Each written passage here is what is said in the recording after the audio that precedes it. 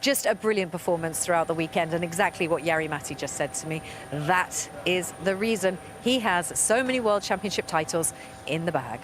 Yeah, I mean, we have seen it all week. He's just been in this bubble, you know, and every time all the rest of us got really excited and, wow, we have a fight going on, and he's not even blinking his eye. He's just staying focused on his own thing. He is not stressed in any way, even if people start to beat him. He has the experience, the knowledge. I'm sure that he even have a bit of extra speed, which he's not even using. So he knows what he's doing. He knows what it takes to be there on the top so many times. And, you know, to win this rally so many times, it's one of the hardest, most difficult rallies you can do in the calendar. Yeah. And he is just balancing that perfectly every time. Now, I know that Sebastian always talks about the fact that he's not necessarily desperately interested in the history books, but a little bit of history to go by, your name to go by a bit of history, certainly isn't too sad a story. No, I mean, as soon as he is a grandfather, he will know that all this history is great for him, because he will have loads of stories to tell. But, you know, he is still in the game. He is still creating that history. And I think it's like that with many people. As you're in it, you don't care so much. But when you start to sum it up and you get a little bit older, for sure it will count. Well, he's going to have plenty of stories. So let's listen in to that final Wolf Power Stage winning interview with Molly Pettit and Sebastian Ogier. It's incredible. I know how much this place means to you. You are now the most successful driver ever at one of the most iconic events on the calendar. How does that feel? Yeah, one more time, to be honest. I had nothing being tied, nothing against being tied with Mark Wall, and, you know, for me it's a legend. So I heard that refrain for many years now. When are you going to beat this record? I don't know. But now it finally happened, so now I'm happy. It's been a great weekend. Not fantastic for the whole team, unfortunately, but I did my best to bring a maximum point for them, and yeah, it's a good feeling now. And a 60th career win. You look quite emotional right now. Yeah, I don't know. No, I was crying actually from the concentration and a bit of dust in the eyes, maybe, but yeah, still the emotion is also there.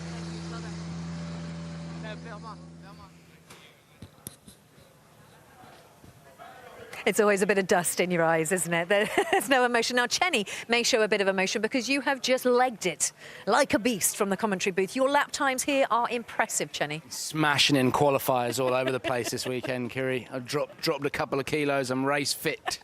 Well, no, I'm not. We're not sure what race series you're racing. Snail racing.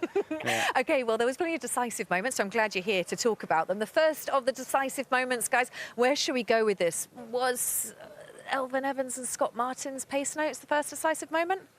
Yeah, it probably was, really, wasn't it? I mean, it was quite a quiet opening day, wasn't it? And then all of a sudden we saw that panic. Here you go, we can see these pictures here of Scott. That's Martin Vidager there, and he's sorting his time card out with an issue he had with one of the marshals.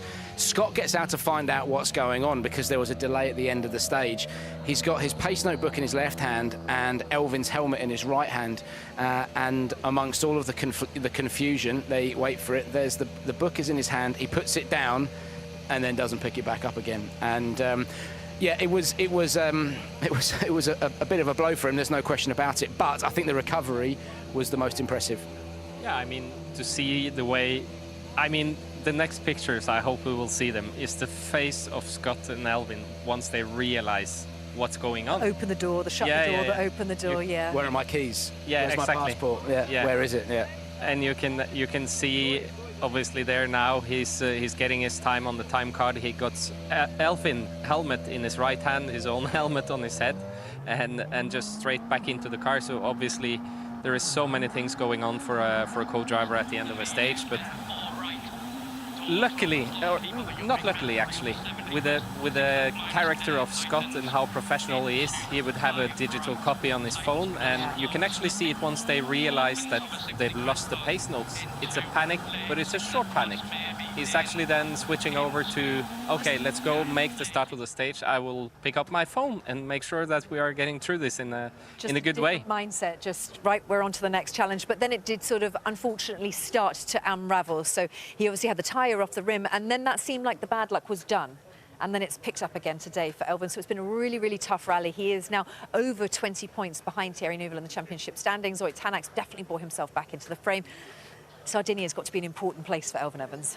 I think Sardinia is an important place for everybody, really, isn't it, Kiri? Because of the new point system that we have seen, it gives everybody an opportunity on Sunday. So, look, there's no question that, yes, Elfyn has had a bogey weekend. It has not gone to plan by any stretch of the imagination, but you go away, you reset, and the good thing about it is the Toyota remains the benchmark.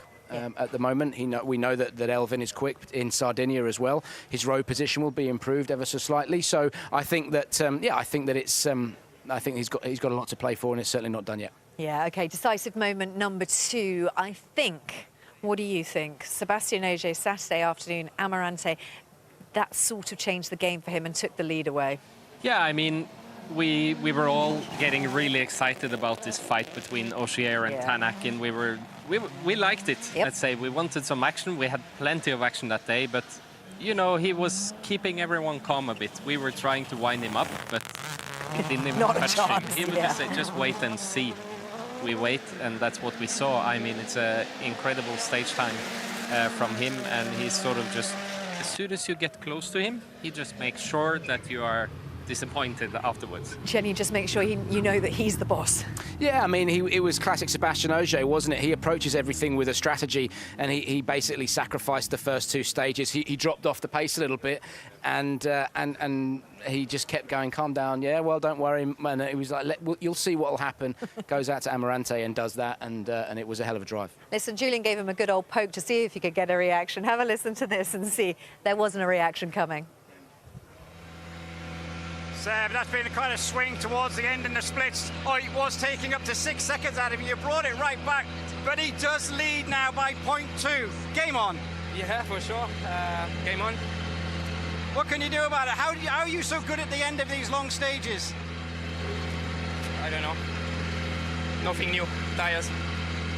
When you're in a battle with people, who's your one you fear most? Oh, Tanaks, pretty scary person to be in a fight with, isn't he? I don't understand. When you're in a big battle, yeah, you and Tanaks, is it quite scary? Is it an easier opponent? I mean, it would be quite new if I would scare anybody, so no, it's the same.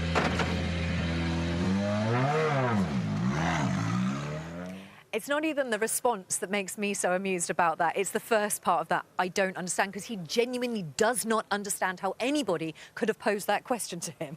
No, I mean, he's shown so many times that you can throw anything at him.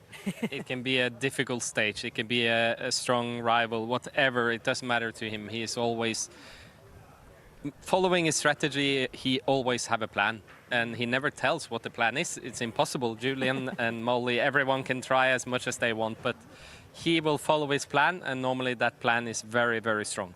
Jenny, it was worth a try, at least to try and get a reaction. Yeah, I mean, he had a go, didn't he? Fair play, Jules. But I think, yeah, again, to just echo what Mads is saying, he's got a strategy. He sticks with it, and that has been the key to his success over the years. He doesn't worry about the other people around him. Mentally, he's very strong, and so much of this game, rallying, motorsport in general, is your mental mindset, and he's very, very good in that respect. Yeah, I think in life as well. All right, well, in no particular order, our final decisive moment.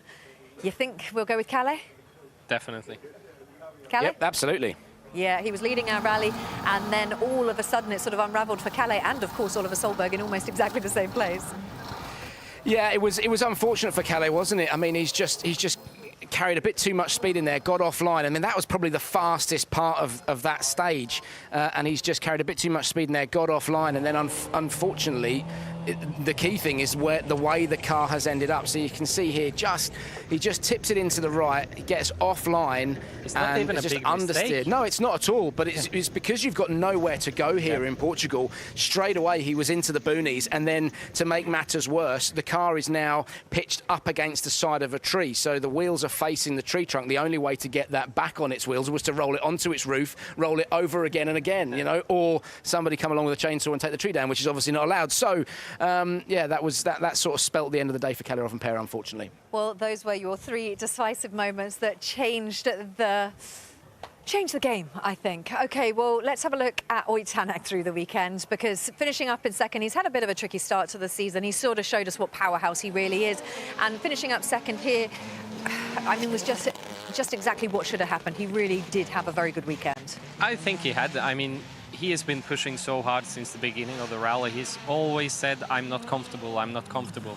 And you know, he just worked his way around it all the time. He was pushing so hard. He was always on the limit, but still he didn't do any real mistakes. He was there on the top for most of the stages. He was a bit unlucky with this slow puncture, but you know, he even did that cleverly, and he managed to get through the stage without any big time loss, but it was too hard for him to get back from that, even though he put in some extremely good stage times. Yeah, well, that first run through Amarante was really where we started to get very excited, a little bit hot under the collar, Chenny, because we thought for the first time this weekend we might actually see a real contender for Sebastian Ogier.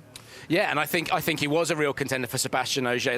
What with the pictures we just saw with the first run through Amarante, that's where he took the lead of the rally. But I think the critical thing for Ogier, and again, he was driving very smart when he did have that tyre let go on him, that slow puncture. He drove so cleverly to protect the tyre so that it didn't completely delaminate, start to damage the car, and he lost even more time. So I think that was the smart thing for Ogier.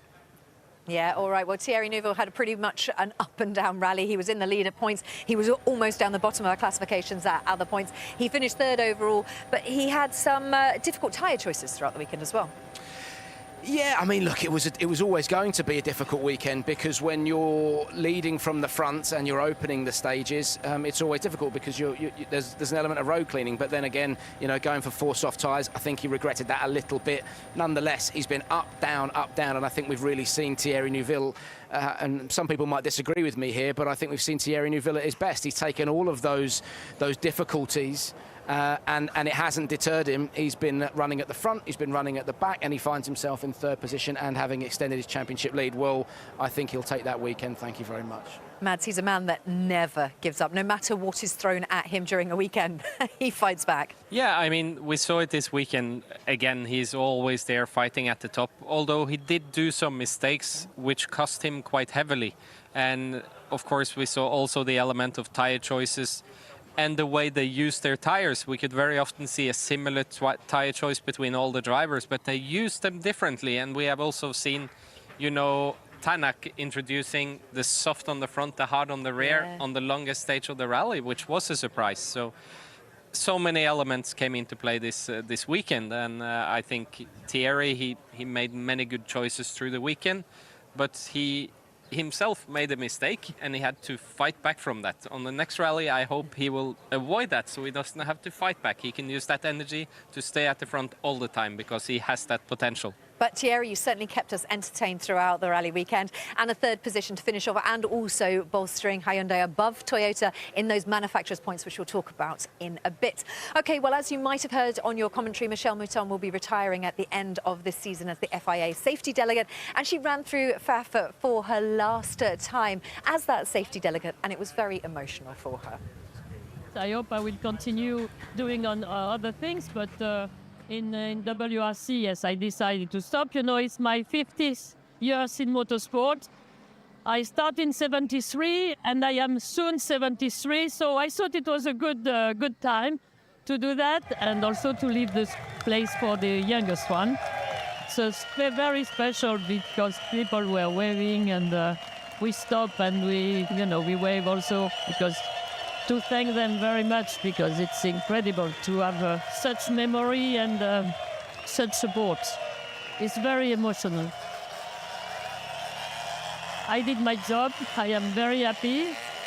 The show should continue. Thank you for everything you've done. Thank you very much. Thank you to you.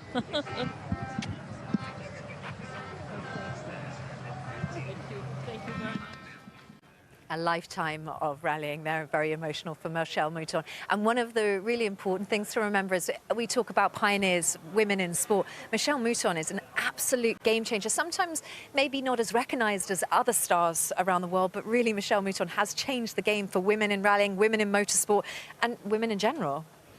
She's a legend, and she's done so much for rallying and so much for our sport. And again, I think very importantly, done so much for women in not just in motorsport but in sport as well. Yeah.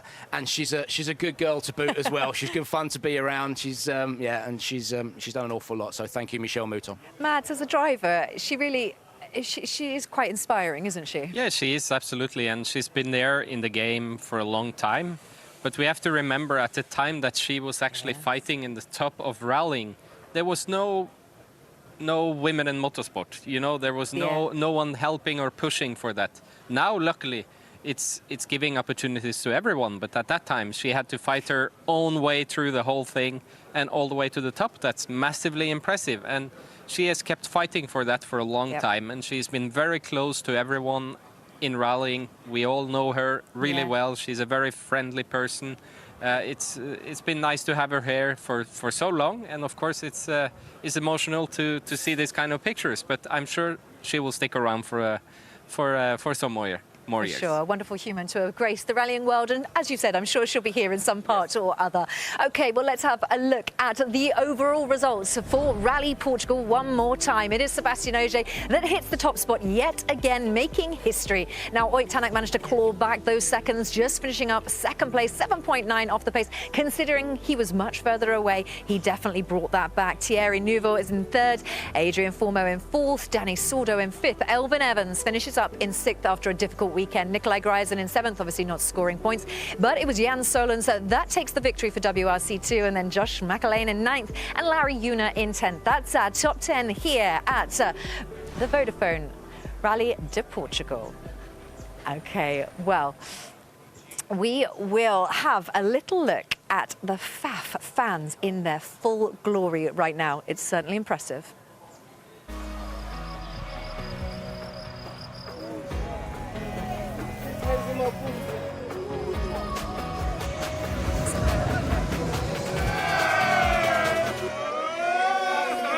From FAF, Portugal, the best rally, vroom vroom, it's on Portugal. Do you know why? Because us, the fans, show us, the fans, we are here.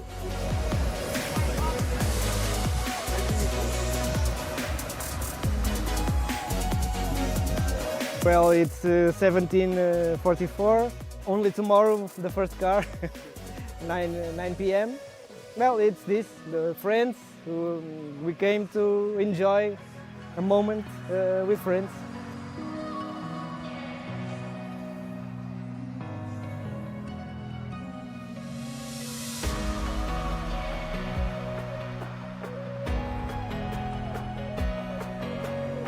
Welcome to Portugal. It's a very, very good rally.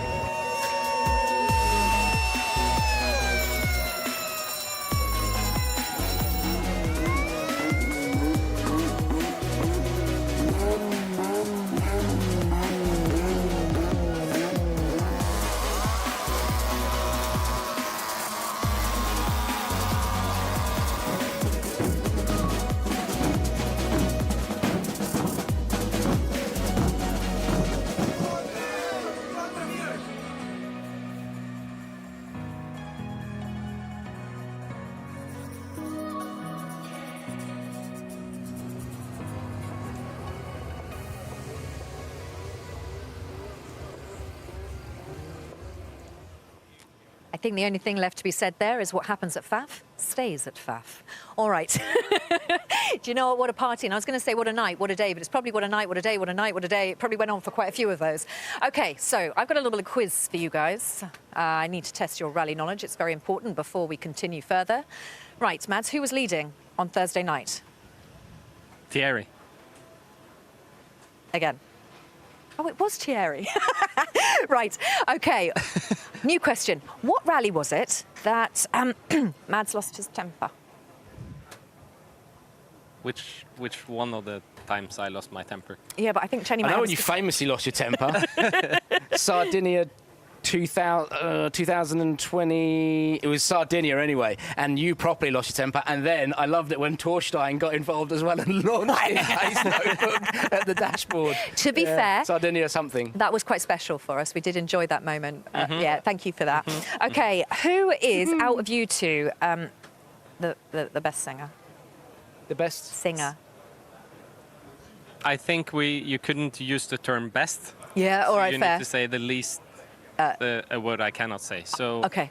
You want to tell me about it? How do we get to this point that I know this story? What? Ah, I know the story. Yeah, Elton might be involved as well. Well, we Elton John, that is. Elton John was involved for sure.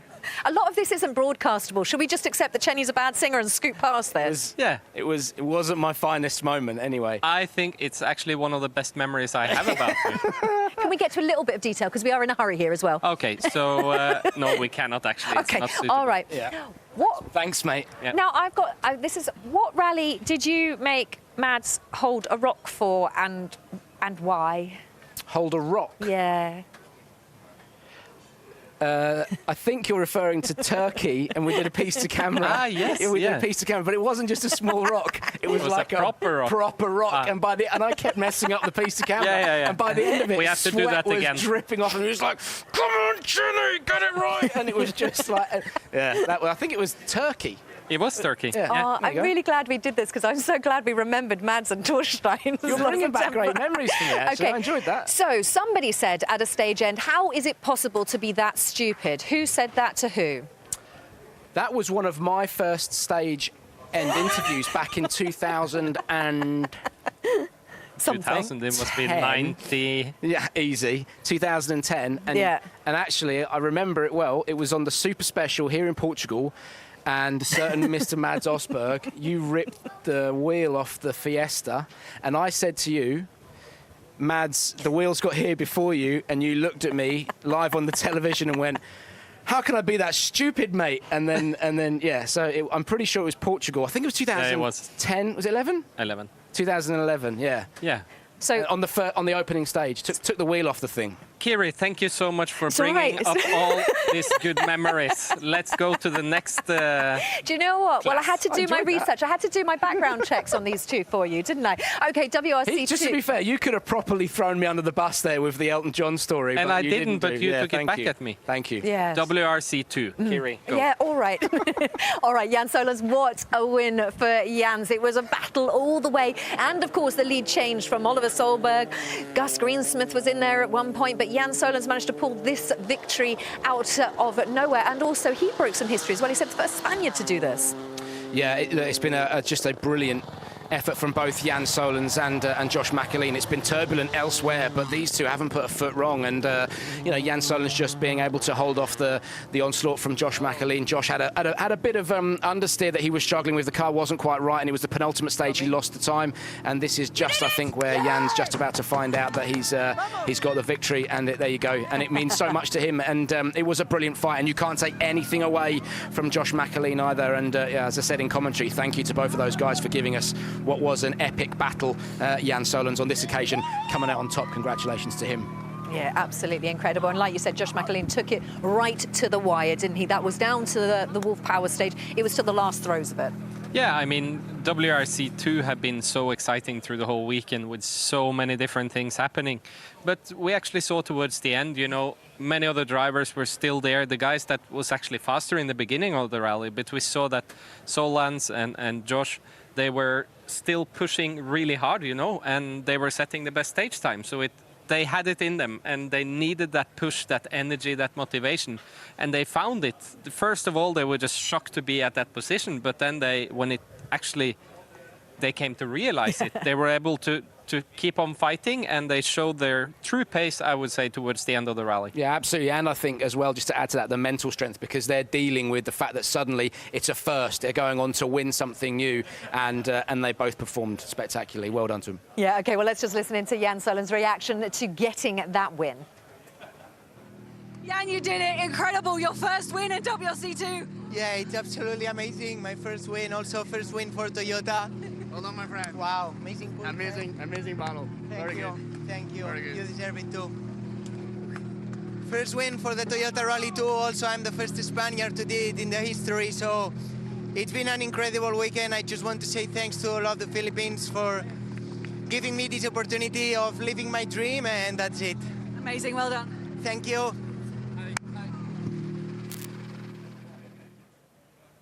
Amazing indeed. Well done. OK, well, we are coming to the end of our show, so let's quickly have a look at Chris Meek, who joined us this week.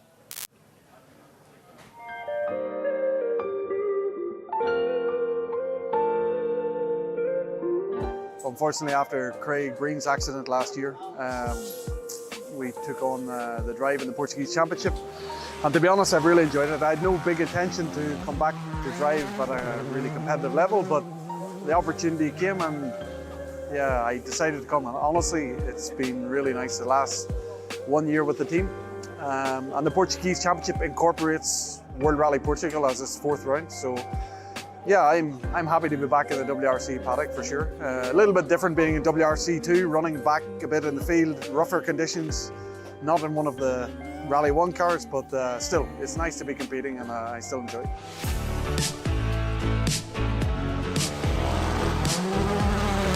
We're quite fortunate in the Portuguese Championship. We do quite a lot of rallies in this region. So the first round of the championship was Fafe Rally, which we used the same stage as the power stage on this rally on the summit.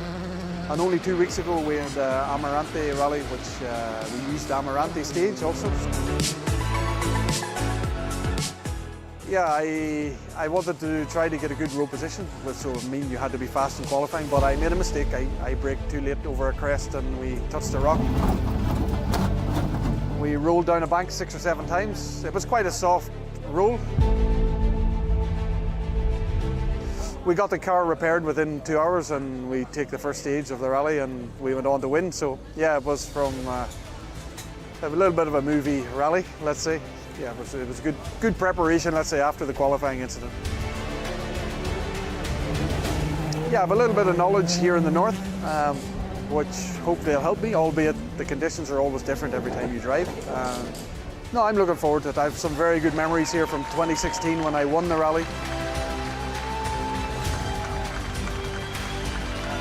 I like Portugal, the food's very good, and yeah, I enjoy my time in Portugal. That's it. That's one thing we can say. Chris Meek always enjoys the rallying, whatever happens. Plenty of highs and lows. A disappointing weekend for him this weekend, but on to the next one. All right, we move to Sardinia. The gravel tracks continue. And final thoughts, guys. Good weekend? You can go first, Mads. I had a good weekend, first of all. Was it just because of me and Chenny, though? Yeah, no, I mean, yes, it was. It was nice to see everyone in TV again, so I'm very happy. It was like a comeback for me. It was a bit awkward, that, Chenny, talking wasn't about it? myself then, obviously, but I was happy. Chenny, how did you feel? I've had a great time, as always. To be honest, genuinely, it's a privilege to come and watch this rally because, you know, we've got a great team here, but more than that, I think the battles that we've seen in the WRC and in WRC2, it just inspires confidence for the rest of the year. And so it's been a classic rally, Portugal, and I've had a blast. Thanks for having me along. Yeah, indeed. Well, we couldn't have asked for more from Rally Portugal. On to Sardinia. So we'll see you in just a couple of weeks' time. As always, it's been an absolute pleasure to take you through all of the action throughout the weekend. So from myself, Chenny, Mads, and the rest of the team, thank you so much for joining us. And for the final time this weekend here in Portugal, it is goodbye for now.